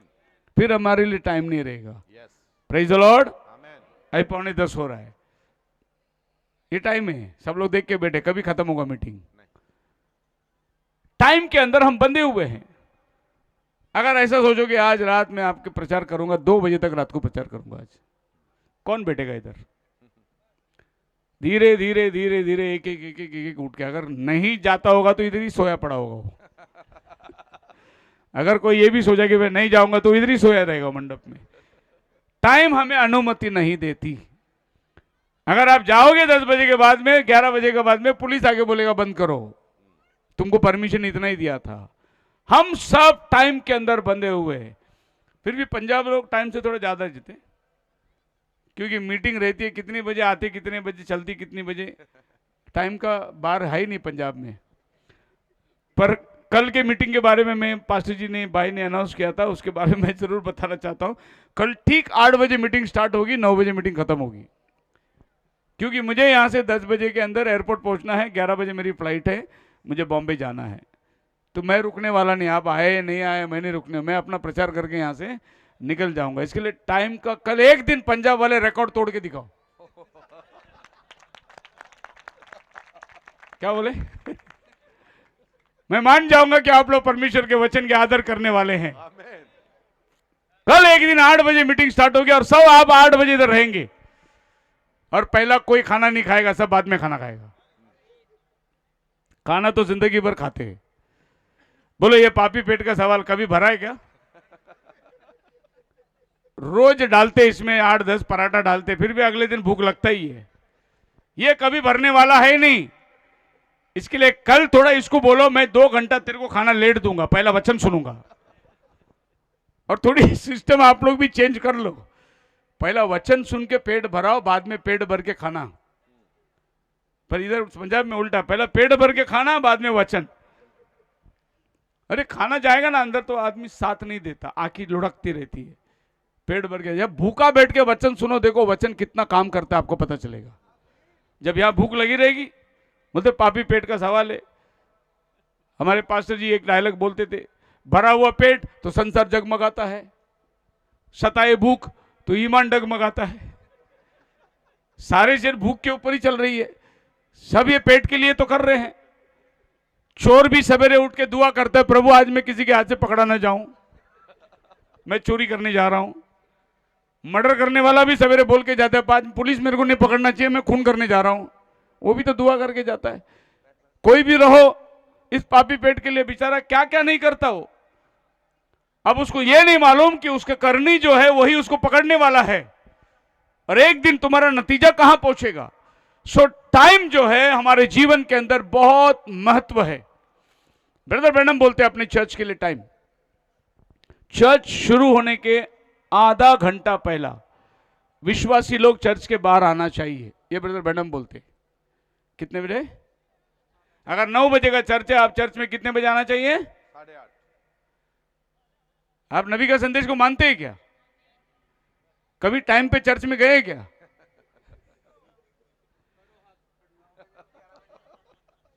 देखो पास्टर लोग क्या बोल रहे, पास्टर लोग झूठ तो नहीं बोलते होंगे, पर नबी क्या बोलता है? देखो हमने नबी का 7 मोहर ले लिया, 7 कलीसिया काल ले लिया, 7 तुरियों का संदेश ले लिया, लेकिन नबी ने कोई डिसिप्लिन सिखाया, वो डिसिप्लिन नहीं मांगता हमको। सो अगले संडे से हर पास्टर ने गवाही देना चाहिए कि आज का मीटिंग काम आ गया। लोग चर्च शुरू होने के पहले अंदर आके बैठ रहे। आपको मालूम है जब आपका चर्च 9 बजे का टाइम होता है, 9 बजे सब फरिश्ते चर्च में आ जाते, प्रभु भी आ जाता है, और प्रभु अंदर बैठा है, तू 10:30 बजे आ रहा है। ये प्रभु देख रहा है तुमको। अगर हम टाइम में वफादार नहीं रहेंगे तो बाकी चीजों में कैसे वफादार रहेंगे? खुदावन ने हमारे पास 10% मांगा, दशवान। अगर 10% में तू वफादार नहीं है तो 90 में तू कैसा वफादार रहेगा? प्रभु ये तुझसे बोलता है, तेरा 10वां हिस्सा अगर तू प्रभु को देने में ईमानदार नहीं है तो 90 में तू कैसे ईमानदार रह सकता? पहले 10 में ईमानदार रहे, प्रभु तुझे 90 में आशीर्वाद देगा, प्रभु तुझे बढ़ाएगा। ये प्रभु का वायदा है। सो टाइम के अंदर हम लोग सब बंधे हुए हैं। टाइम निकल गया तो सारी बातें खत्म हो जाती है, लेकिन एक दिन आने वाला है, हम टाइम के उस पार जाने वाले हैं, वहां टाइम नहीं होगी। जब हम लोग रैप्चर में उठा लिए जाएंगे, आपको पता है हम लोग वहां पर बैठकर प्रभु का वचन सुनेंगे। ना रात है ना दिन है, ना घर को जाना है ना काम को जाना है, खाली वचन ही सुनना है। और पृथ्वी के तमाम लोग उधर आएंगे अपनी गवाही पेश करने के लिए, और आपको सिर्फ वचन सुनकर हालेलुया बोलना है, गीत गाना है, प्रभु में मगन रहना है। बोलो हालेलुया। यह है स्वर्ग। जाने की इच्छा है कि नहीं? वहां कामकाज कुछ नहीं है, आप सब प्रभु के सानिध्य में रहेंगे, और वहां एक से बढ़ के एक। मेरा तो नंबर बहुत लेट आएगा, पहला तो नंबर दानियल का भविष्यवक्ता तक आएगा। आप सब दानियल भविष्यवक्ता के सुनने के तैयार रहेंगे। भाई आपको शेर के मान में डाला था, तभी आपको कैसा लगा? दानियल अपना अनुभव बताएगा और बोलेगा कि ऐसा हुआ था कि राजा ने हुक्म दिया कि अपने अपने ईश्वर को कोई नमन नहीं करेगा, पर मैंने खिड़की खोल दिया और मैं यरूशलेम को देखकर दिन भर प्रार्थना कर रहा था। मुझे परवाह नहीं राजा ने क्या कहा, मैं मेरा खुदा को दिया हुआ टाइम खुदा को दूंगा। हालेलुया। राजा ने पकड़कर बोले कि शेर के मान में डाल देंगे। मैं बोला कोई बात नहीं राजा, बिना प्रार्थना का नहीं रहूंगा, भले शेर के साथ जाके रहूंगा। क्या बोला? शेर के साथ जाके रहूंगा, लेकिन बिना प्रार्थना का नहीं रहूंगा। तो मुझे उठा के डाल दिए। मैं भी सोचा कि अब क्या होगा, आज मेरा आखिरी दिन होगा, मैं मर जाऊंगा। लेकिन जैसे मैं अंदर गिरा, वो शेर जो खूंखार थे, उन्हें भूखा रखा था 8 दिन, वो मेरे ऊपर झपट के आए, लेकिन देवदूत मेरे आके इर्द गिर्द खड़े हो गए, और वो शेर ने देवदूतों को देखा और जाकर बिल्ली की तरह सब बैठ गए। बोलो हालेलुया। अभी ऐसा मैंने आपसे पूछा हालेलुया, उधर पूछने की जरूरत नहीं पड़ेगी, आप खुद ही हालेलुया बोलेंगे, क्योंकि गवाही जबरदस्त है ना। फिर शद्रक मेशक अबेदनेगो आएंगे, टाइम तो है ही नहीं, बोले जाओ गवाही, घर तो जाना नहीं है। और शद्रक मेशक अबेदनेगो भी अपनी गवाही देंगे, अग्नि में डाल दिया जाएगा। हम बोले नहीं झुकेंगे। फिर उसने भट्टी को 7 बार तपाया ताकि हम डर जाए, हम नहीं डरे। अजी विश्वासी कितना भी संकट आएगा नहीं डरेगा, 7 गुना ज्यादा बढ़ेगा तो भी बोलेगा मैं नहीं डरता। राजा ने बोला देखो 7 बार भट्टी तपाए, 7 बार भट्टी तपाने का मतलब तुमको अंदर डालते ही राख बन जाओगे तुम।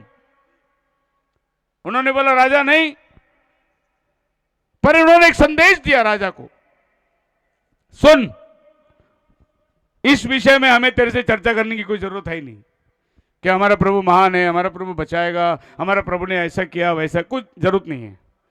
फिर भी आज हम लोग तुझसे एक बात कहना चाहते हैं, अगर आज हमारा प्रभु हमें नहीं भी बचाए तो भी हम पीछे हटने वाले नहीं हैं। आमेन। यस।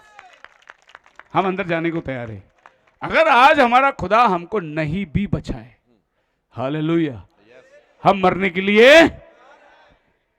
अरे इन लोगों का विश्वास को देख के खुदा भी नीचे आ गया। बोले अरे बेटे लोग क्या कर रहे हो, आग में जाने, मेरे को तो जाना ही पड़ेगा। खुदावन नीचे उतरा और ये आग में गिर के घूम रहे, खुदावन भी उनके साथ घूम रहा है। चौथा व्यक्ति, आप परीक्षा से मत डरिए, अगर आपको भरोसा है खुदावन आपकी परीक्षा में आपके साथ खड़ा होता है। ऐसी गवाही चलेगी तो आप बताओ टाइम किसको लगेगा, जबरदस्त गवाही होगी। हालेलुया। और हम सब संतों को भेंट करने वाले हैं, मिलते मिलते हजारों साल तो ऐसे निकल जाएगी ब्रदर। 6000 साल के संतों को मिलना है हमको, आदम को मिलना है, हवा को मिलना है। जो 6000 साल के जितने संत लोग विश्वास की जिंदगी जिए, उनको एक एक को मिलते मिलते कितना टाइम हो जाएगा। पर एक बात है, उधर मेरे को मिलना भूलो मत, मैं बार बार पंजाब आता था तुम्हारे साथ में। हालेलुया। तो मैं रहूंगा तो आप मिलेंगे जरूर मेरे को। तो स्वर्ग और नरक समय के अंदर कैसे बंधे हुए हैं, आगे हम जाएंगे। तीसरा डायमेंशन को प्रॉफिट बोलता है मैटर, वस्तु। ये पृथ्वी, ये आकाश, ये धरती, ये पेड़, ये पौधे, ये समुद्र, ये मछली, ये सब कुछ एक वस्तु है। ये पेन एक वस्तु है। सो परमेश्वर ने वस्तु बनाया है, तीसरा मैटर। और हम सब लोग वस्तु के आधार पर बैठे हैं। यहाँ पर कुर्सी में बैठे वस्तु है, हमारे हाथ में बैग है वस्तु है, ये हारमोनियम में वस्तु है, ये लैपटॉप वस्तु है, ये सब एक वस्तु है। ये सब चीज परमेश्वर ने धरती से निकाला, ये सब प्रभु ने धरती में हमारे लिए रखा हुआ था। आपको मालूम है जितनी चीज बनती है, ये लोहा कहां से निकला, धरती से। ये प्लास्टिक कहां से निकला, धरती से। ये एल्युमिनियम कहां से निकला, धरती से। ये लकड़ी कहां से निकला, पेड़ और पौधे, धरती से। हर चीज परमेश्वर ने जो आदम को चाहिए था सब बना के धरती में रखा था। इसको बोलते हैं मैटर, तीसरा आयाम। मैं जो ये आयाम की बात कर रहा हूं, ये एक एक आयाम के ऊपर हम लोग घंटों घंटों बात कर सकते हैं। मैं शॉर्ट के आपको बता रहा हूं कि नरक कौन से आयाम में आता है, इसीलिए मुझे आपको ये 4 आयाम को बताना जरूरी है। सो ये सारे वस्तु जो है ये एक मैटर के रूप में चलता है, और ये वस्तु को परमेश्वर ने बनाया, और इस वस्तु के अंदर से सब कुछ बना हुआ है। आप जो सोना बिना पहनते हैं कहां से निकला, धरती से। उसको आपने पॉलिश करके कान में लगा के रखे, और आप बड़े झूम रहे बड़े अपनी सुंदरता को। फिर जिधर जो बदन में ये सोना लगाया वो बदन भी किधर जाने वाला है, मिट्टी में। और जिस दिन तुमको पेटी में रखेंगे उस दिन बच्चा बोलेंगे मां का अंगूठी तो निकाल।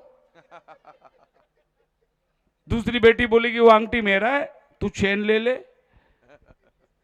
क्या सोने के साथ दफनाएंगे क्या, नहीं, खाली मिट्टी को दफनाएंगे, सोने को घर को लेके आएंगे। पर यह भी उसी मिट्टी से निकला हुआ है। एक बार एक ब्रदर एक कन्वेंशन में मैं प्रचार कर रहा था, मेरे को आके उसने बोला आपने कल बपतिस्मा देना है और आपने कुछ बोला ही नहीं। और ये जो बपतिस्मा लेने वाले जो आगे आगे खड़े थे लाइन में, सब लोग सोने बने पहने हुए थे, आपने उनको उतारने को बोलना था, कल आप बपतिस्मा देने वाले। मैंने कहा जरूरत नहीं है। बोले क्यों जरूरत नहीं है। मैं बोला आम अगर पकेगा ना तो अपने आप गिर जाएगा, आम पकेगा अपने आप गिरेगा। हर कोई चीज पकना चाहिए। आज उनको बपतिस्मा लेने दो, वो वचन सुनते सुनते जब विश्वास में पक्की हो जाएगी तो आम अपने आप गिरेगा नीचे। हाँ, अगर आम नहीं गिरा है, अभी भी चम्मक चल्लू के मापित घूम रही है झुमका पहन के, समझना आम कच्चा है, अभी पका नहीं है वो। तो आपने क्या करना है, वचन देते जाना है, वचन देते जाना है। वचन क्या करेगा, आम को पकाएगा। और ये धरती लौ चमकी है। सबसे बड़ा खोज आदमी ने जो निकाला उसका नाम था आइजैक न्यूटन। वो सोया था एक पेड़ के तले, अचानक एक सेब उसके सर पे गिरा और वो उठ गया और बोला ये सेब। फिर उसको ऊपर फेंका, वो वापस नीचे आया, ऊपर फेंका, फिर नीचे आया। फिर उसने खोज लगाया कि ये सब चीज नीचे क्यों आता है। फिर उसने बताया कि धरती के नीचे लौ चमक है और वो लौ चमक हमको खींचता है। फिर एक आदमी चांद में जाएगा तो हवा में उड़ता है, क्योंकि लौ चमक चांद में है ही नहीं। लेकिन ये धरती में जो भी आदमी ऊपर उड़ेगा वो धड़ाम से नीचे गिरेगा। ये लौ चमक आपको खींचती है। तो ये जितनी भी औजार है सब लौ चमक एक दिन आपको नीचे खींच के लेके जाएगी, लेकिन जो आत्मा आपके अंदर है ना वो नीचे नहीं जाएगी, वो ऊपर जाएगी, आमेन, क्योंकि वो ऊपर से आई है। आमेन, उसी को स्वर्ग बोलते हैं और इसको धरती बोलते हैं। चौथा आयाम जो नबी ने हमें बताया वो है साइंस। सो साइंस जो है ये चौथा आयाम के अंदर आता है। ये मोबाइल, ये लैपटॉप, ये जो कुछ है इलेक्ट्रॉनिक है, ये सब चौथे आयाम में आती है। अब सोचने वाली बात है, 7वीं कक्षा पढ़ा हुआ एक अनपढ़ नबी ने ऐसी ऐसी बातें करी, साइंस वाले भी सर झुका दिए उसके सामने, बोले कि इसको इतना ज्ञान कहां से आया। तो चौथा आयाम के अंदर जब आप चले जाते हो, चौथा आयाम क्या है पता है आपको? जो दुनिया दिखती नहीं उसके साथ आप संपर्क करते हो ना, उसको चौथा आयाम बोलते हैं। अभी मेरे को फोन आएगा मुंबई से, आदमी तो नहीं दिखाई दे रहा है लेकिन उसकी आवाज सुनाई दे रहा है, तो ये मोबाइल मुझे मदद कर रहा है उसके साथ कनेक्ट करने के लिए, तो ये चौथी आयाम में आता है।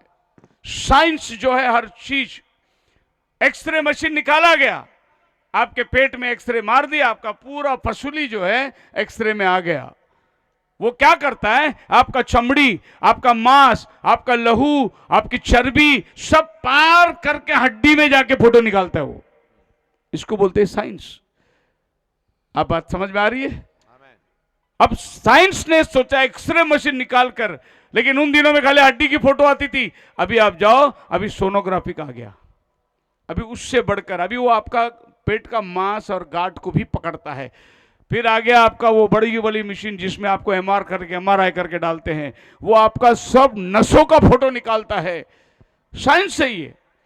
पहले इतना तस्वीर नहीं आती थी, खाली हड्डी आती थी, लेकिन मैं प्रभु का धन्यवाद देता हूं कि साइंस बढ़ गई। अभी आपके एक एक नस, एक एक क्लॉट भी एमआरआई मशीन निकाल के दे देती है आपको। तो ये क्या भेजता है आपके शरीर में? लाइट भेजता है, लाइट भेज के आपकी तस्वीर निकालता है। लेकिन अगर इब्रानी का आप 4:12 पढ़ोगे तो आपको आश्चर्य लगेगा। परमेश्वर का वचन दो-धारी तलवार है, वो हड्डी, गांठ और गूदे को भी पार करता है। एक्सरे मशीन से भी पावरफुल कौन सा मशीन है? परमेश्वर का वचन। हालेलुया। ਜੋ ਪਰਮੇਸ਼ਰ ਦਾ ਵਚਨ जी ਜਿਉਂਦਾ ਅਤੇ ਗੁਣਕਾਰ ਅਤੇ ਹਰੇਕ ਦੋ ਧਾਰੀ ਤਲਵਾਰ ਨਾਲੋਂ ਤਿੱਖਾ ਹੈ हाँ, ਅਤੇ ਜੀਵ ਅਤੇ ਆਤਮਾ ਨੂੰ ਔਰ ਬੰਦ ਅਤੇ ਗੁੱਦੇ ਨੂੰ ਅੱਡੋ ਅੱਡ ਕਰਕੇ ਵਿੰਨ ਸੁੱਟਦਾ ਹੈ। हालेलुया। आमेन। हड्डी, गूदे, गांठ को आर पार कर देता है। इतना सामर्थ्य परमेश्वर के वचन के अंदर है। ये वचन को आप भेजो, आपका cancer, bone cancer, blood cancer, जो बीमारी आपके अंदर है, ये वचन अंदर फंस के जाता है, आपके बीमारी को जाके मारता है और आपका बीमारी आपसे दूर होती है, आपको प्रभु में चंगाई मिलती है। प्रार्थना चंगाई कैसा देती है? आप वचन भेजो, यीशु मसीह के नाम से दुष्ट आत्मा तुझे आज्ञा देता हूं निकल। ये वचन जाके दुष्ट आत्मा को अंदर छुपती है, चाहे वो हड्डी में बैठा हो, आपके लीवर में बैठा हो, आपके किडनी में बैठा हो, वचन उधर तक जाके उसको निकालती है बाहर। हालेलुया। हालेलुया। पूरी दुनिया का साइंस इसी पर आधारित है, आमेन। क्योंकि जिस दिन दुनिया बनाने वाला धरती में पैदा हुआ, उस दिन साइंस पढ़ने वाले आके उसके सामने सर झुकाए, उसको तोहफा दिए। सोना, भुर, लोबान, ये लोग कौन थे? साइंटिस्ट लोग थे लोग। ये क्यों आके यीशु के सामने झुके? बोले सारा साइंटिस्ट तेरे कदमों में भाई, तू ही सबका मालिक है करके उसी दिन उन्होंने अपना सर झुका के प्रणाम किया यीशु को। आप मेरे साथ हैं? आमेन। अब है 5वां आयाम जो है, ये है अधलोक। जो नबी ने बताया कि 5वां आयाम जो है वो अधलोक है, जहां पर मरी हुई आत्माएं रहती है। और यही 5वां आयाम जो ये अंधकार का जो जगह है ना, इसको बोलते हैं डार्क एज। अभी आप देख सकते हैं, जो भी चीज बुराई का है वो जगह सब अंधकार रहता है। अब बियर बार में जाओ, उधर अंधकार रहेगा। अंधकार जो है बुराई को दर्शाता है, अंधकार के संतान शैतान के बच्चों को दर्शाता है। सो ये चौथी आयाम के बाहर आप चले जाओगे, ये आयाम आपको ले जाएगी अधलोक में और दुनिया दिखाएगी। अभी एक आयाम यहां है, चौथी आयाम, वो क्रॉस है। मतलब आप इस दुनिया से बात कर सकते हैं, वो है चौथी आयाम। यहां से मोबाइल लगा लो, आप बात कर लो। अभी यहां पर कैमरा चल रही है और बहुत से लोग अपने घरों में बैठकर मोबाइल में मैसेज देख रहे हैं। वो मीटिंग में नहीं है, लेकिन वो लोग घर में बैठ के ये मैसेज सुन रहे हैं। कौन ये आवाज उनको पहुंचा रहा है? ये साइंस उनको आवाज पहुंचा रहा है। हालेलुया। अब ये दोनों अयाम के बीच में हम लोग फंसे हुए हैं। एक हमको पवित्र आत्मा ऊपर की तरफ खींचता है, दुष्ट आत्मा नीचे की तरफ खींचता है। ये दोनों के बीच में हम लोग आज बैठे हुए हैं। आप अगर प्रभु के चुने हुए रहेंगे तो प्रभु आपको ऊपर बुलाएगा। अगर आप प्रभु के चुने हुए नहीं हैं तो शैतान का आत्मा आपको नीचे बुलाएगा। ये दो में से एक जगह आपको जाना है, या तो इधर जाना है या तो इधर जाना है। बीच में कोई जगह है ही नहीं जहां आप रुक सकते हैं। आप मेरे साथ है, बोलो हालेलुया। यही जगह में प्रभु यीशु मसीह गया था। पढ़िए पहला पतरस की किताब 3 अध्याय उसका 18 वचन।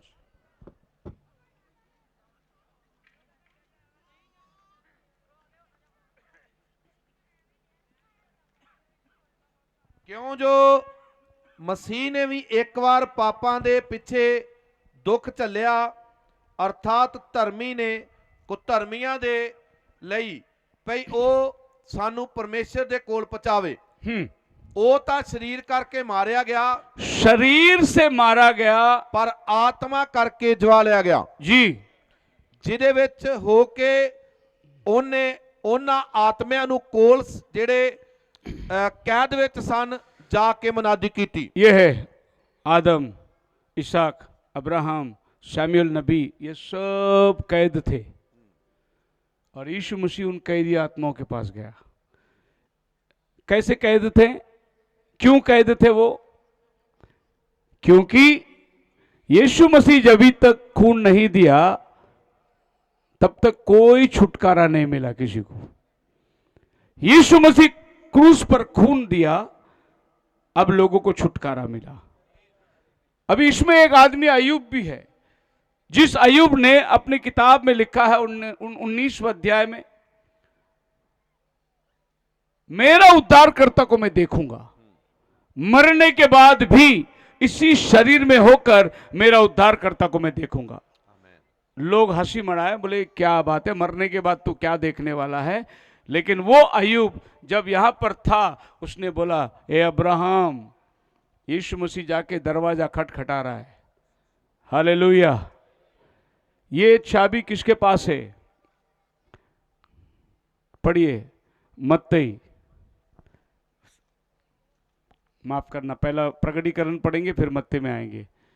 प्रकटीकरण पहला अध्याय उसका 18 वचन पढ़िए। सो प्रभु यीशु मसीह जाकर अधोलोक का दरवाजा खटखटा रहा है। ਅਤੇ ਜਿਉਂਦਾ ਹਾਂ, ਮੈਂ ਮੁਰਦਾ ਸਾਂ, ਔਰ ਵੇਖ ਮੈਂ ਜੁਗੋ ਜੁਗ ਜਿਉਂਦਾ ਹਾਂ। हाँ, ਅਤੇ ਮੌਤ ਅਤੇ ਪਤਾਲ ਦੀਆਂ ਕੁੰਜੀਆਂ ਮੇਰੇ ਕੋਲ ਹਨ। मौत और पताल का कुंजियां ਮੇਰੇ ਕੋਲ, पहले किसके पास था? शैतान के पास। इसीलिए प्रभु लेने के लिए गया नीचे। और शैतान ने क्या किया? अब्राहम मरा, इधर आ, ताला, आजा। याकूब इधर आ, ताला, आजा। इसहाक तू भी आ इधर, ताला। क्योंकि ये सब लोग पाप में मरे, इनको आजादी नहीं थी, और ये लोग को शैतान ने अंदर डाल के ताला लगा के बंद कर दिया था। ये चाबी किसके पास थी? शैतान के पास। जब प्रभु यीशु मसीह मुर्दों में से जी उठा तो क्या बोलता है? मैं मर गया था, अब मैं जीवित हूं, अभी मौत की चाबी मेरे कोल। जब चाबी यीशु मसीह ने ले लिया तो फिर ये लोग इधर नहीं हैं, ये लोग भी प्रभु यीशु के साथ ऊपर आ गए, दरवाजा खुल गया। तभी अय्यूब बोला होगा, अय्यूब, अब्राहम सुनो, मैं जब तुम्हें बोला था कि मैं जीवित होकर मेरा उद्धारकर्ता को देखूंगा तब तुमने विश्वास नहीं किया। देखो मेरा उद्धारकर्ता आगे खड़ा हुआ है सामने। क्योंकि अब्राहम से भी पहला अय्यूब ने किताब लिखी थी। बाइबल में अय्यूब की किताब सबसे जुनी किताब। सो अब्राहम को अय्यूब बोल रहा है, देखो मेरा उद्धारकर्ता सामने खड़ा हुआ है। और वे लोग सब यीशु के साथ ऊपर आए। 40 दिन के लगभग वो लोग धरती में घूम रहे थे। हो सकता है अब्राहम और सारा, नबी ऐसा बताता है, वो अपने पुराने घर में आए होंगे जहां परमेश्वर आकर उनसे बात किया था, उनके पैर धोए थे, सारा ने रोटी बना के खिलाई थी, और वहां आके देखे होंगे, अरे यही था ना अपना घर। सब बदल गया, अभी कितना जमाना बन गया, नए नए घर बन गए। सो लोग अब्राहम को, सारा को देखने लगे, बोले ये कौन नए लोग इधर आके देख रहे। तब अब्राहम सारा को बोला होगा, चल चल जाते, ये लोग अपने को पहचानने लगे हैं। तो ये लोग घूम रहे थे, शहरों में जाके देख रहे थे, क्योंकि इनको वायदा था उस मसीह के ऊपर जो मुर्दों में से इन्हें जी उठाने वाला है। और जब मसीह आ गया उनको जिंदा किया। तो बाइबल क्या कहती है? पहले मौत की चाबी शैतान के हाथ में थी, यीशु बोलते हैं अभी वो किसके हाथ में है? इसीलिए विश्वासियों, हमें मरने से डर नहीं, क्योंकि अब अधोलोक खाली है और चाबी मेरे प्रभु के हाथ में है। लेकिन यीशु मरने के पहले जो लोग मरते थे सब नीचे जाते थे। इसीलिए सैमुएल नबी कहां से आया? नीचे से। बुलाया कौन? जादूगरनी। जादूगरनी किसको बोल के बुलाया? शैतान को बोला थोड़ा चाबी खोल और सामुएल को भेज। शैतान उसका बात मानता था, क्योंकि वो सब शैतान के राज्य थे, शैतान के एजेंट लोग थे। और शैतान ने चाबी खोलकर खाली सामुएल को बोला जा तू ऊपर, कोई तुझे बुला रहा है। और सामुएल ऊपर आया, आके बोला क्यों नींद से जगाया? कल तू भी मेरे साथ आ जाएगा नीचे। ऐसा बोल के वो चला गया। अगले दिन शाऊल और उसके बच्चे भी नबियों के साथ जाकर मिल गए। बाइबल अधोलोक के बारे में बहुत कुछ कहती है। एक वचन में पढ़ना चाहता हूं जहां प्रभु यीशु मसीह इसका खुलासा करता है। लूक की किताब 16 अध्याय 24 वचन। वास्तव में यह जगह है। ਤਾਂ ਉਸਨੇ ਆਵਾਜ਼ ਮਾਰ ਕੇ ਕਿਹਾ, जी हे ਪਿਤਾ ਅਬਰਾਹਮ, हाँ ਮੇਰੇ ਉੱਤੇ ਦਇਆ ਕਰ जी ਅਤੇ ਲਾਜ਼ਰ ਨੂੰ ਕੱਲ, ਜੋ ਆਪਣੀ ਉਂਗਲ ਦਾ ਪੋਟਾ ਪਾਣੀ ਵਿੱਚ ਡੁਬੋ ਕੇ ਮੇਰੀ ਜੀਭ ਠੰਡੀ ਕਰੇ, मेरी जीभ ठंडी करे, क्यों जो क्योंकि हाँ ਕਿਉਂ ਜੋ ਮੈਂ ਇਸ ਲੰਬ ਵਿੱਚ ਕਲਪਦਾ ਹਾਂ। इस तड़प रहा हूं, लाजर को भेज, एक बूंद पानी मेरी जुबान पर डाल दे, मैं तड़प रहा हूं। यही अधोलोक जहां तड़पना है। लेकिन प्रभु के संत लोग आंगन में नहीं थे, उनके लिए एक अलग जगह थी बनाए। प्रभु यीशु मसीह फिर कहता है मत्ती के 13 अध्याय उसका 42 वचन के अंदर, इसका हाथ पैर बांध कर बाहर अंधकार में डाल दो जहां आग में तड़पना होगा। यहां पर भी प्रभु यीशु मसीह अधोलोक की बात कर रहा है। और फिर प्रभु यीशु मसीह मत्ती 23 में 25 में कहता है कि मेरे दाहिने बाजू में और बाएं बाजू में एक बकरी और भेड़ होगी, तो मैं दाहिने बाजू वालों को कहूंगा आओ परमेश्वर के राज्य में, और बाएं बाजू वाले को क्या कहूंगा? जाओ अधोलोक में। तो आज आप बकरी बन के जी रहे हैं क्या मेंढरू बन के जी रहे हैं? ये दोनों को प्रभु ने दो रास्ता दिखाया। और फिर आखिर में प्रकाशित वाक्य 20 अध्याय में लिखा है सब मरे छोटे बड़े सब सामने खड़े हुए हैं, किताबें खोली गई और वहां पर आपका नाम देखा जा रहा है। ये नाम है अंदर आ जा, इसका नाम नहीं है उधर जा, इसका नाम है अंदर आ जा। इसका मतलब ये है आपका नाम जीवन की किताब में होना चाहिए स्वर्ग पाने के लिए। खुदावन आप सबको बड़ी आशीष दे।